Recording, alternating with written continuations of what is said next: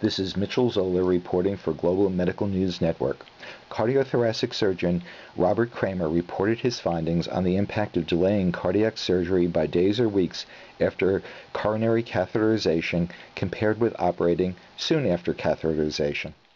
Yes, we looked at all the patients that we operated on in 2008, and after taking out some of the patients who were emergencies and dialysis and other things, we were left with over 600 patients that we looked at, some of whom had heart catheterization in the same admission as the surgery, and some of whom had heart catheterization in a prior admission.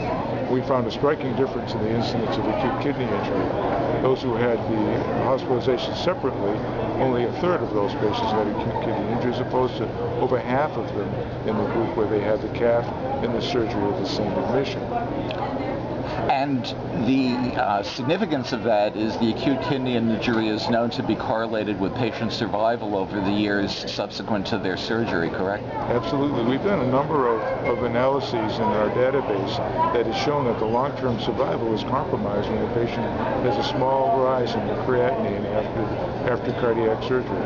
The creatinine is a surrogate for what's really going on at the cellular level in the kidney. And the implications of that injury are significant.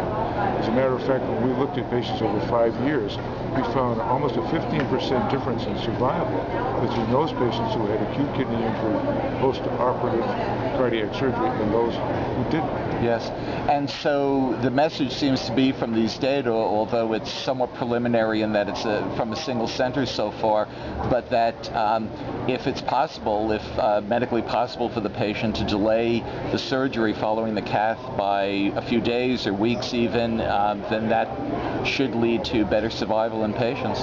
That's exactly right, but it needs to be taken in context. We need to understand that there are compelling reasons to operate on somebody during the same admission.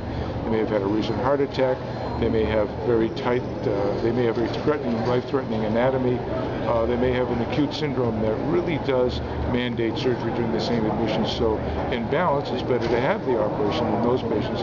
They're considered urgent. For Global Medical News Network, this is Mitchel Zoler.